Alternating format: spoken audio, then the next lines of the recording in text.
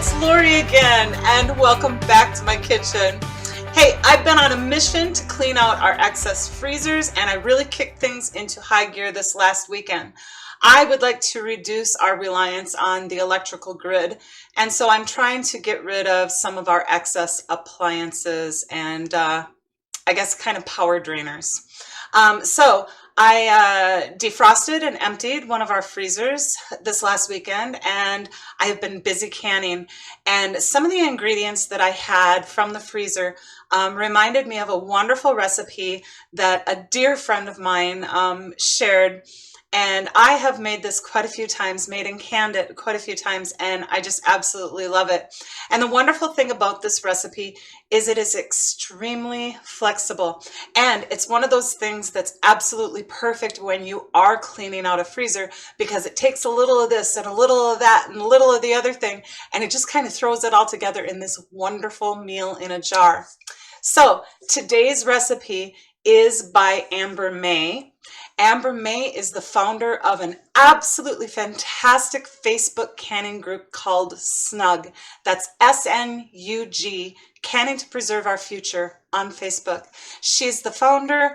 I and some other wonderful people are admin members, and we just work as a team to make this group just a fantastic place to be for beginner canners all the way through very, very experienced canners. So we all invite you to come and join us on the SNUG group. And we work really, really hard at trying to make it a friendly, wonderful, peaceful, and very informative place to be. And we don't just cover only canning. We do so many different things: gardening, dehydrating, you just name it. We have a little bit of everything going on. So we just really we invite you to come and enjoy being on the page and seeing all the wonderful recipes and just learning along with us, and also sharing your knowledge with us as we share our knowledge with you. So, like I said, today's recipe is from Amber May. Amber May has given me permission to share this recipe with you. And what the recipe is today is layered chili. Now, when you think of chili, most of us think of, putting all of our ingredients together and cooking it for hours on end. And then, if you have leftovers or whatever, you might go on to can it and whatever. This chili is actually created right in the jar. It is so easy, it is so flexible, and it is so delicious. So I'm just going to go ahead and read the recipe to you, and Roger will put it up over here so that you can screenshot or jot them down as you wish. Now, each one of these ingredients is per quart jar measurement, all right? And I am going to make 7 quart jars today. Now, just to preface that, I did brown and drain 4 pounds of, I had a combination of Italian sausage and ground pork. And so we browned that up and drained all the excess grease off of it. And I did that yesterday and have it in a bag, that went into the refrigerator overnight. So that's another handy tip for you. You can do some of your steps ahead of time so that you're not, having to do everything all on one day. But anyway, so, and I'm just going to make those 4 pounds of ground pork or Italian sausage or whatever. I'm going to make that work for these 7 quart jars. But the measurements that I'm going to give you is per quart jar, okay? 1/2 cup of dry pinto beans, or any dried bean of your choice, okay? That would be black beans, navy beans. I'm not a huge fan of, of dry beans myself. I prefer lentils. And so you are going to see me actually doing the majority of my jars in lentils today, because I just really have issues with beans. But any dry bean of your choice, okay? 1/2 cup of dry beans.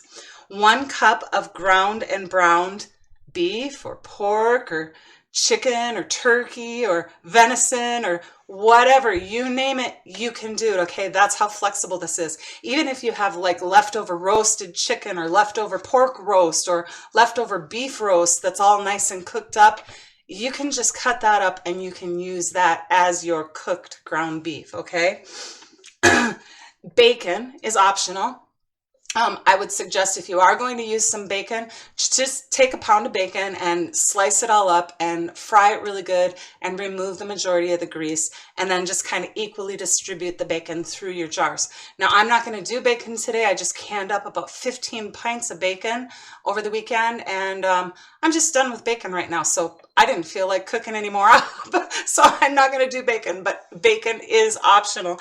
And you would just take that pound, like I said, and just equally distribute it through your jars. Now, all of these measurements, like I said, are per quart jar. 4 tablespoons of onion, chopped onion, 4 tablespoons of celery, 4 tablespoons of corn.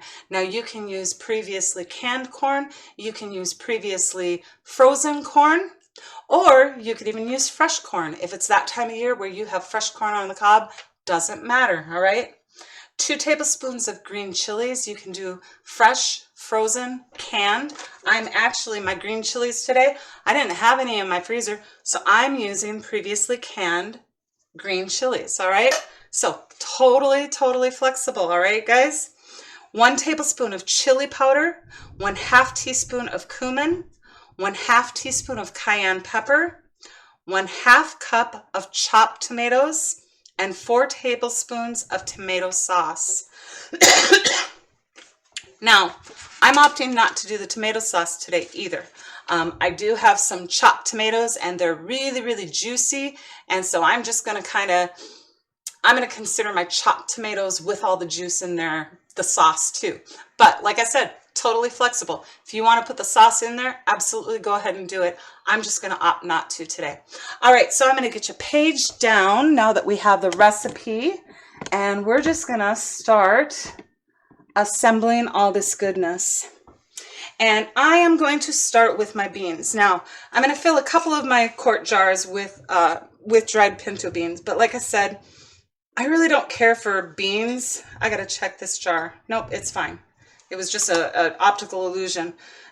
Always check the rims of your jars for chips. All right? It looked kind of funny to me. But anyway, I'm not a huge fan of dried beans in any form. They just really cause me a lot of issues. And so I'm only going to do 2 quarts with the dried pinto beans today. And the rest of my quart jars, I'm actually going to be using green lentils, all right? But a scant 1/2 cup of dried beans of your choice into each quart jar. And now when I say scant, I mean don't overdo these, okay? When you are starting out with dry beans, these things are going to absorb fluid, and so your fluid level is going to go down, but they are also going to expand in your jar, okay? Dried beans start out small, but as they cook and absorb the water, they get much larger. So don't overdo that 1/2 cup. I tend to really like to do just a scant 1/2 cup. All right, I'm going to get these out of the way. And then I'm going to switch over to my favorite, which is lentils. So 1/2 cup dried beans or lentils. And the lentils, I am not going to worry about scanting the measurement. They do not expand as much as the dry beans do. Looks like I've got to open my other jar. Actually, let's get this out of the way too.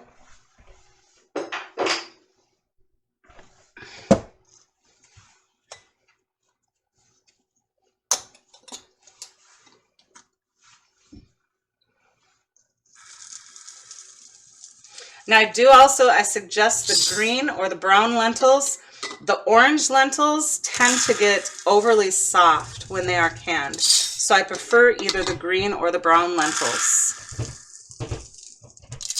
All right, so we have our 1/2 cup of dried beans or lentils in each one of our jars. And then it calls for 1 cup of cooked and drained meat per jar. So we're just going to go ahead and get that in there. And of course mine has been refrigerated, so it's a little on the stiff side there.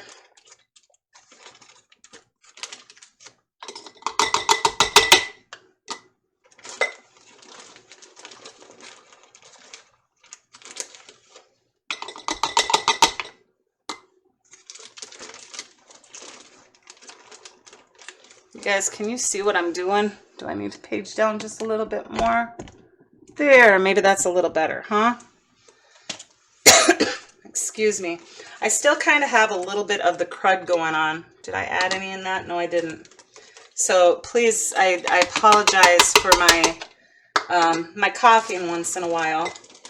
A couple weeks back, I was really, really sick, and I'm mostly over it, but I have still a little ragtag cough once in a while here and there.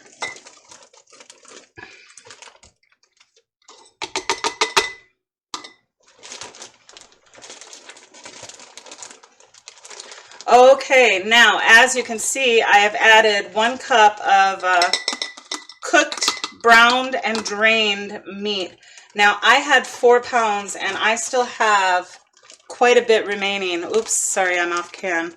I still have quite a bit remaining, so I'm probably going to be able to get at least 3 more quarts off of those 4 pounds of, like I said, mine was a combination of Italian sausage and ground pork. So I got 7 quarts and about 3 remaining off of 4 pounds. Okay, so we've got that going on. Now this would be the time, if you opt to do your bacon, you know, your browned and drained bacon, just go ahead and put those equally through your jars. And now we're going to get on to some of the fresh ingredients. And I'm going to start with my onion. Now I've used 1 medium onion, okay, for 7 quarts, and I'm just going to equally distribute my onion between my 7 quarts. And this again is where your flexibility comes in, all right? If you want more onion, go ahead and put in more. If you want less, put less in. But I've got 1 medium sweet onion here, and I'm just going to equally distribute that through my quart jars. If anything looks a little scant, I'll add a little bit more.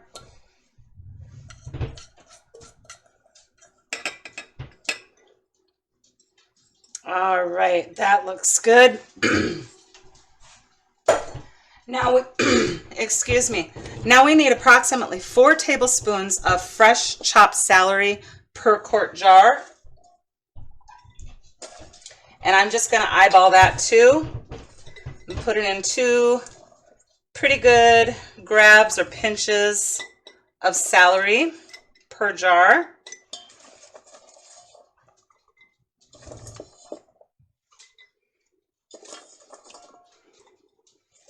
I chopped up 1 entire small head or small bunch of celery. This was an organic bunch, you know, and the organic bunches are definitely not as large as the other bunches of celery.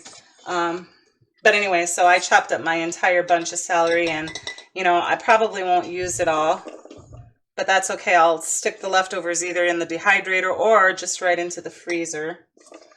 Okay, so I feel pretty good about the amount of celery that I have going on there. And now we are going to go ahead and we are going to grab our corn. And our corn is about 4 tablespoons per quart jar, but I'm going to do 2. What I did, I didn't have frozen corn today.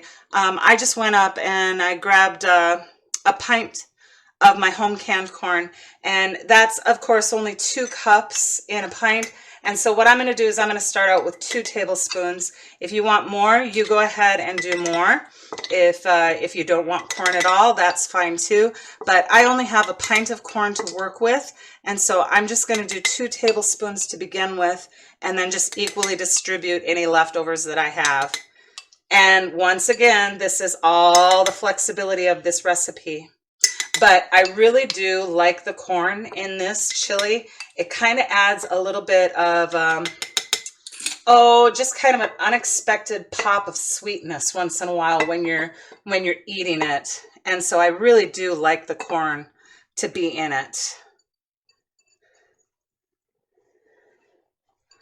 All right, we have our corn.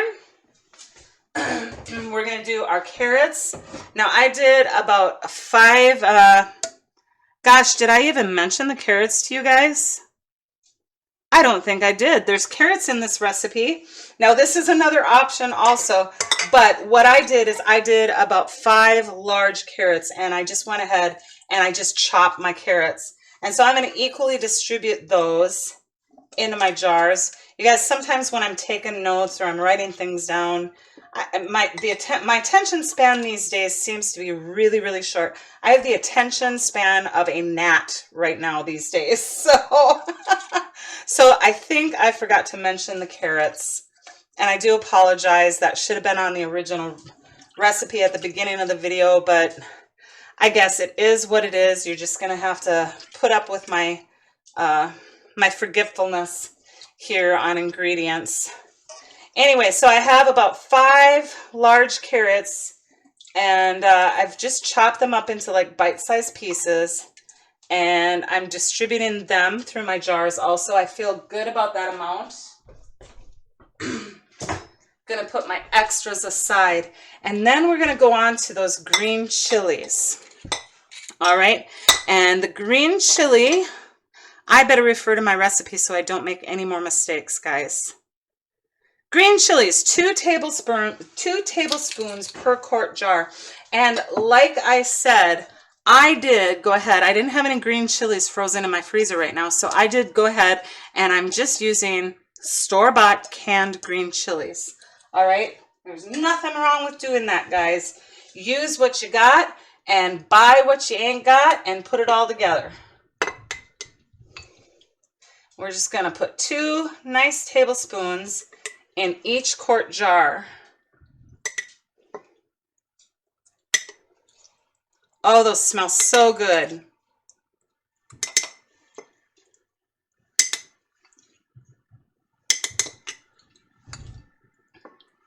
Now, if you, like me, are going to be using the green chilies, the canned green chilies, this was actually 2 of those small cans of chilies, and I'll grab that can again and tell you how many ounces it was, so that you know. I don't know what that's a burnt roasted chili is what that is in that bowl. Oh, let's see, you're gonna go in there. All right, let me grab that can again. And this small can of chilies, it was a 7-ounce can, and I used 2 of them, and so that pretty much was just perfect for my 7 quarts of layered chili. All right, 2 7-ounce cans. Okay, now we are going to go on to our dry ingredients, and these are all of your spices. All right, now for the salt, salt and pepper to taste. I'm actually only going to put in a teaspoon of salt per jar.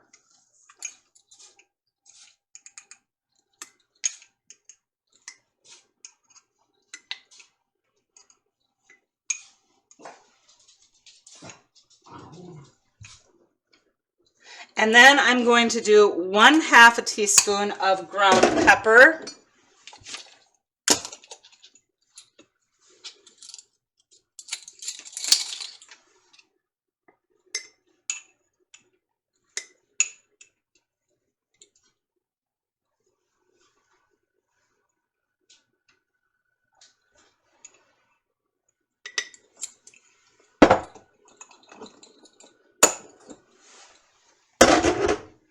And then we are going to do 1 tablespoon of chili powder per quart jar.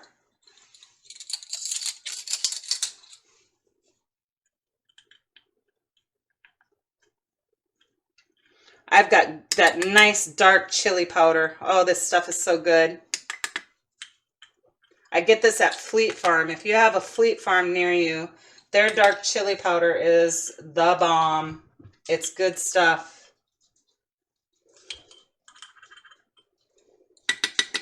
All right, 1/2 teaspoon of ground cumin per jar.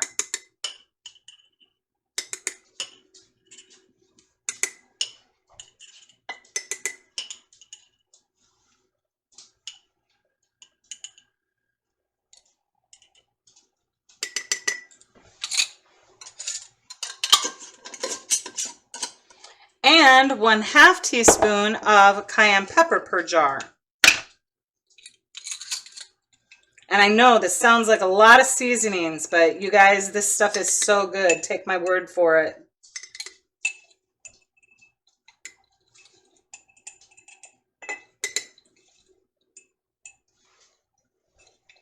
Looks like I need to get some more ground cayenne peppers. Made it by the skin of my teeth. All right, and here's where we put in our tomatoes. Let's get rid of this jar here. Here's where we put in our tomatoes, and like I said, it's 1/2 cup of chopped tomatoes and 4 tablespoons of tomato sauce per jar. I'm not going to do the tomato sauce because I have plenty of like sauce and juice in with my tomatoes, all right? So I'm just gonna do 1/2 of a cup, and actually, you know what? I'm gonna get a spoon just so that I don't get only juice. Hang on one more moment. Okay, back again with my spoon. I'm just going to do 1/2 cup measurement of my chopped tomatoes with the juice and get those into the jar.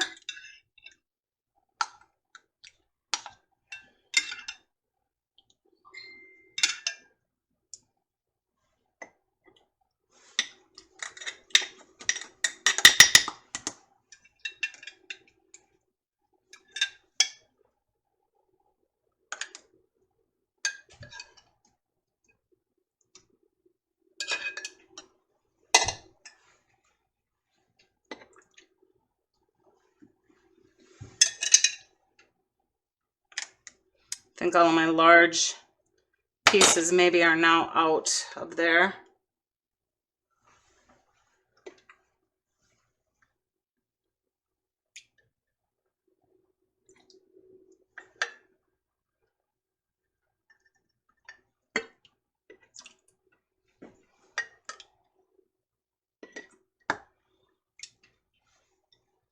Alrighty, there we go. And like I said, if you would like to go ahead and add that tomato sauce, you can go ahead and do so. So at this point in time, that is all that goes into these jars except for filling them with water. So you can see, now this is one of the lentil ones. Maybe I better page up just a little bit here. This is one of the lentil ones, and you can see the layer of lentils, dry lentils on the bottom, the beef, the onion and celery and corn and carrots and all of our wonderful seasonings and tomatoes on top. And at this point in time, then all we are going to do is we are going to fill our jars with water to approximately 1.5 inch headspace, all right? And I say 1.5 inch headspace because remember, those beans are going to expand. And we want to make sure that we don't have overflow issues. Now, this is one of those things, you know, a lot of times you will not see me debubble, but this is one of those applications or those times that I actually do debubble. Now, you do not need to mix this up, but just make sure that you have got your fluid all the way down to those beans at the bottom of the jar. And then fill to approximately 1 1/2 inch headspace. You can see there, it's about at the shoulder of the jar. Okay? All right, so I'm just gonna go ahead and I'm just gonna continue filling my jars with water.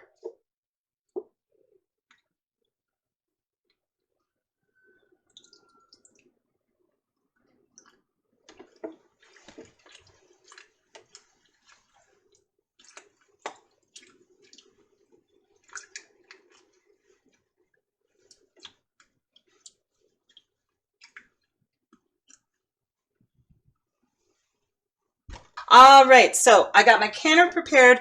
Now, everything that I have done is just room temperature, all right? And so I want a room temperature canner. So I have filled my canner with approximately 3 quarts of room temperature water, and I put just a little bit of cream of tartar in there. For my water quality, I use approximately 1/4 teaspoon of cream of tartar, and that really keeps like the calcium and lime and things like that off of your jars, particularly if you have hard water.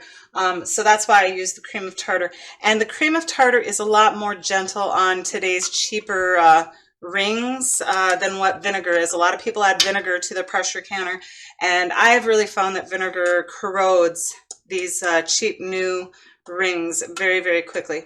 It doesn't affect the lids as much, and especially not the Superb. But if you have like ball, Kerr, anchor hocking, whatever type of rings that you are using, the vinegar in a pressure canner will just turn them black within the very, very first time. And so cream of tartar just is a lot gentler. It does the same thing at keeping all of those hard water stains off of your jars, but it's just much gentler on your rings. So just like any other canning application or project at this point in time, I am just going to take a clean wet washcloth and wipe the rims of my jars very well to make sure there's no grease or food particles on them.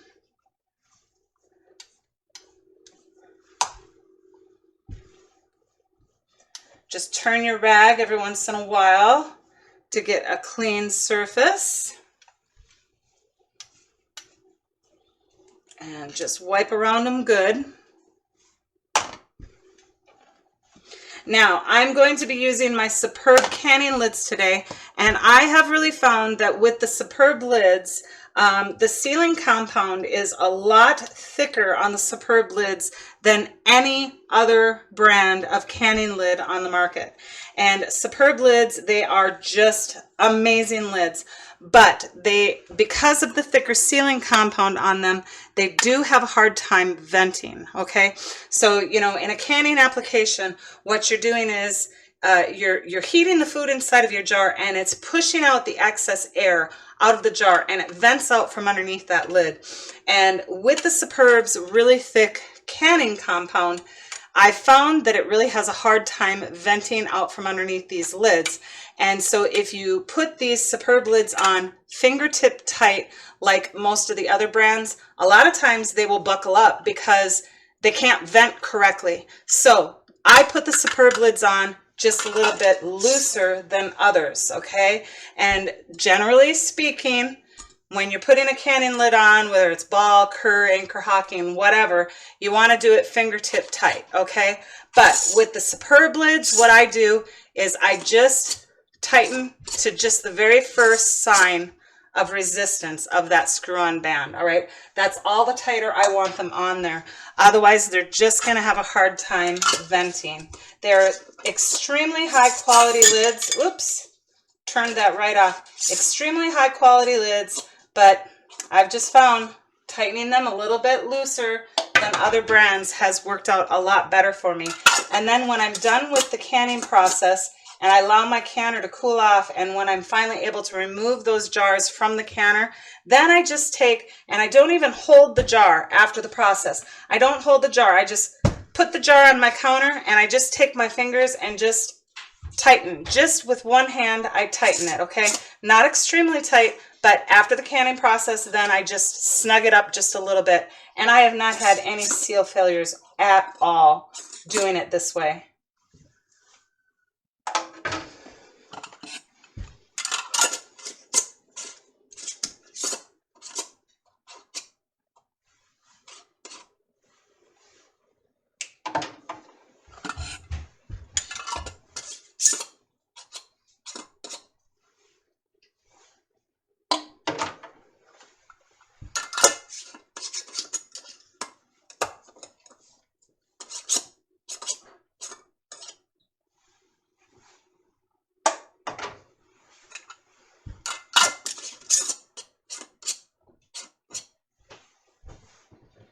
Alrighty, gonna get my canner lid on there. Now I am electing to pressure can my layered chili today.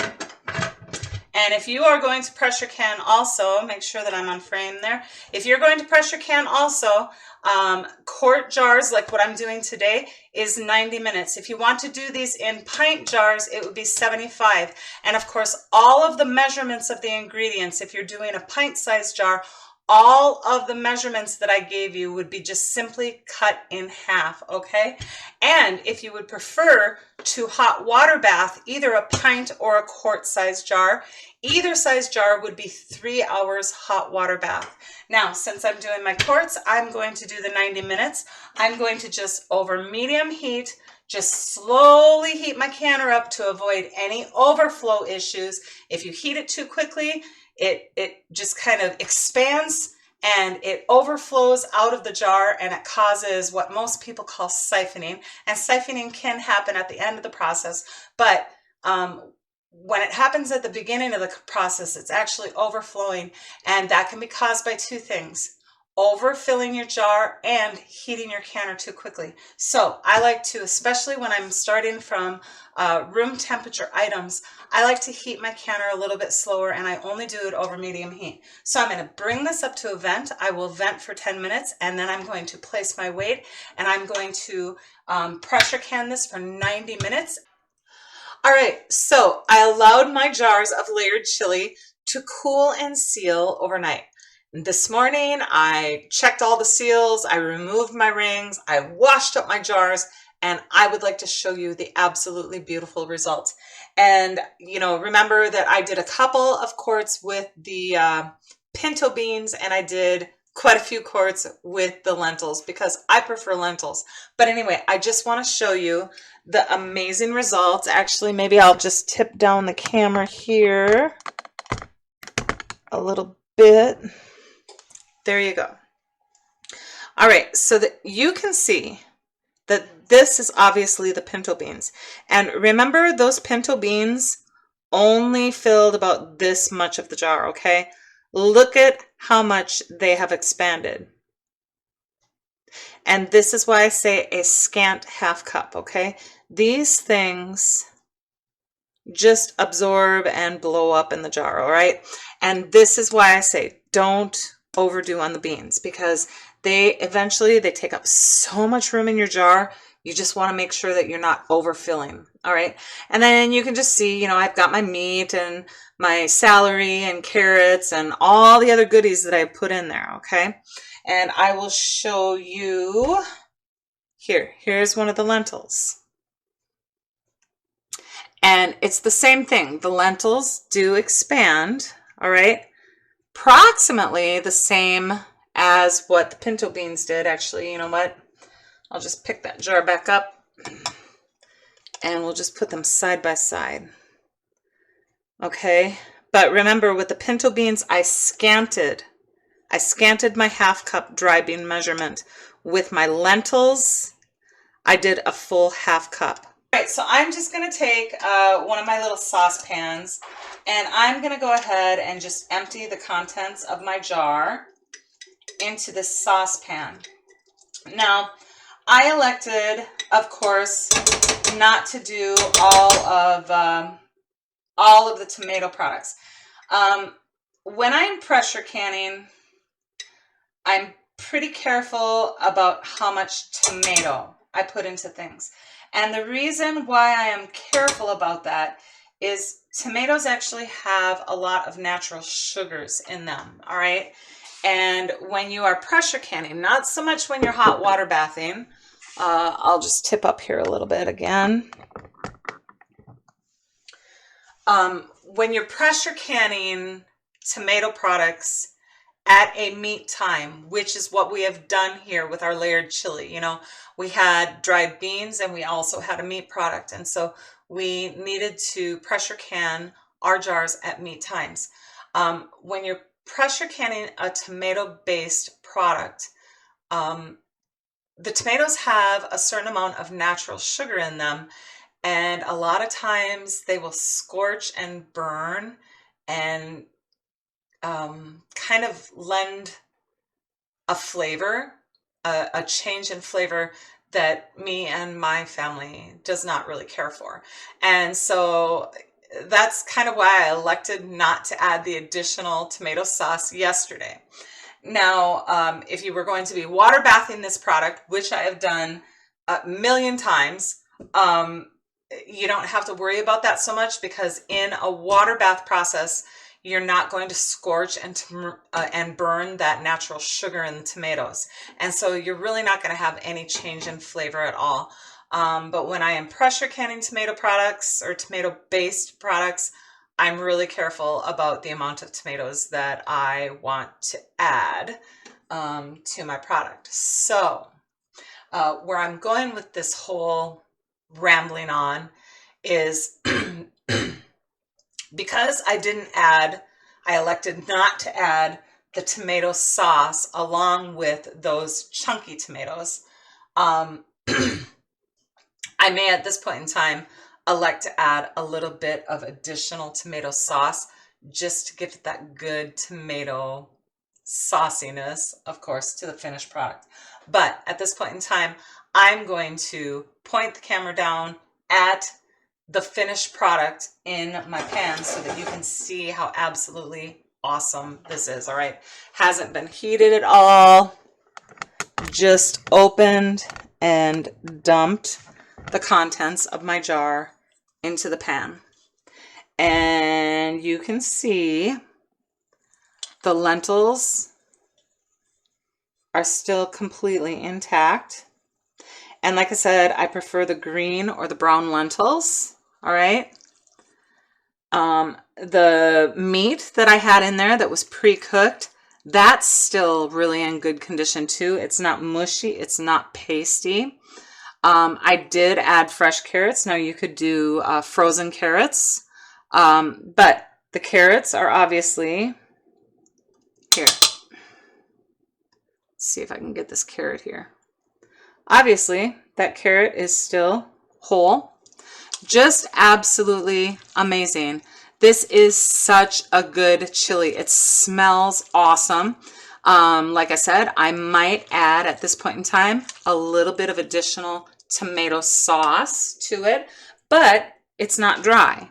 You can see, it's not dry, but I do want a little additional sauciness to it, want a little additional fluid. And so I'm going to, at this point in time, I'm going to opt to add just a little bit of tomato sauce to it in the heating process. So I will get that onto my stove, add, I don't know, maybe about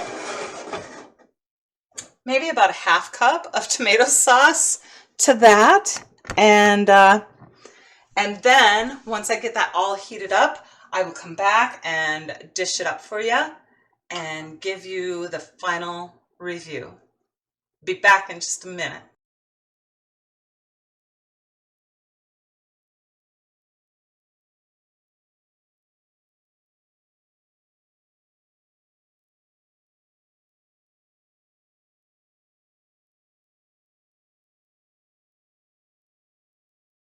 All right, guys, so I have just added just a little bit of additional tomato sauce, obviously, to my layered chili, and it's fully heated through now.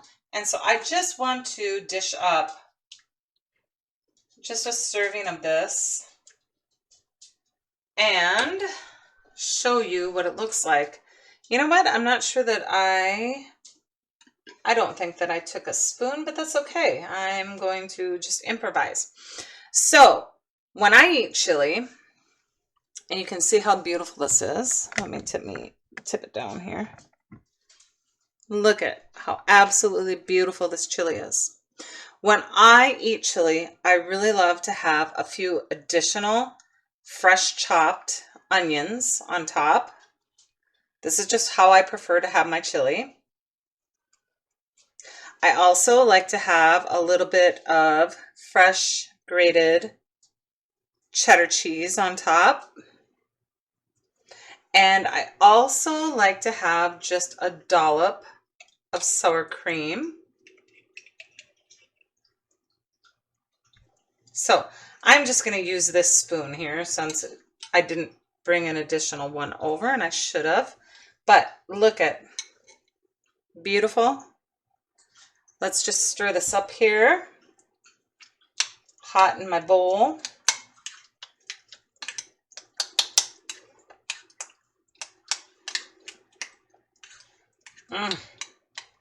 You guys, this smells so amazing.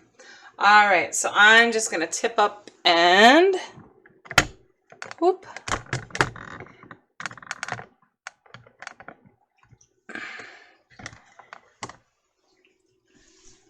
do my little taste test like I always do. Oh, I love this recipe. Amber May, thank you. It's just amazing to be able to make chili from scratch in a jar. Awesome.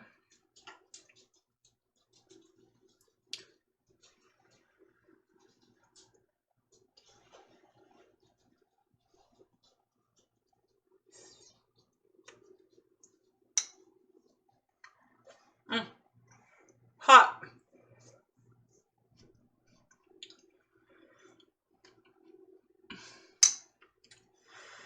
Oh my goodness. Guys, this is so amazing. It's so delicious. I don't even care if I burnt my tongue. And when I say hot, I mean hot temperature-wise, okay? Not spice-wise. It's hot temperature-wise.